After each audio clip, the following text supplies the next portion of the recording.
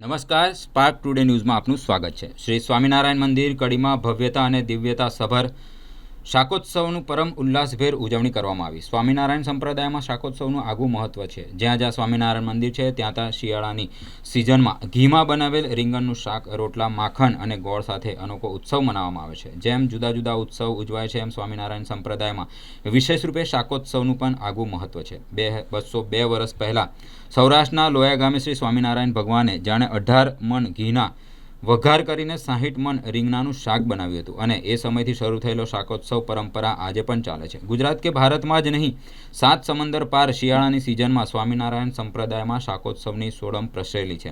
ઘીમાં બનાવેલું રીંગણનું શાક, બાજરી કે મકાઈના રોટલા, માખણ, ગોળ અને મીઠાઈની સાથે શાકોત્સવની મીઠાશનો સ્વાદ જ કંઈક ઓર બની રહે છે।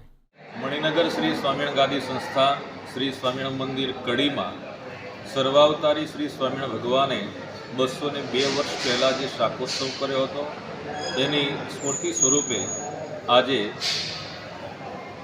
કડી મંદિરના મહંત સંત શિરોમણી શ્રી જ્ઞાનાનંદાજી સ્વામી વગેરે પૂજનીય સંતોના સાનિધ્યમાં અને વિશાળ સંખ્યામાં હરિભક્તોની ઉપસ્થિતિમાં શાકોત્સવની ઉજવણી કરવામાં આવી હતી।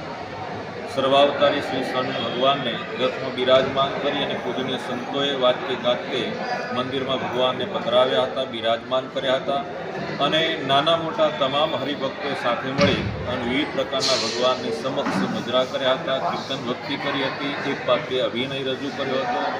પૂજનીય સંતોએ પણ કથા વાર્તા શાકોત્સવનું મહાત્મ્ય સમજાવ્યું હતું અને અનેરા ઉત્સાહથી આ શાકોત્સવની ઉજવણી શ્રી સ્વામિનારાયણ મંદિર ખાતે કરવામાં આવી હતી અને ત્યારબાદ સંતોને હરિભક્તોએ સાથે મળી ભગવાનની સંધ્યા આરતી વગેરે નિયમો કર્યા।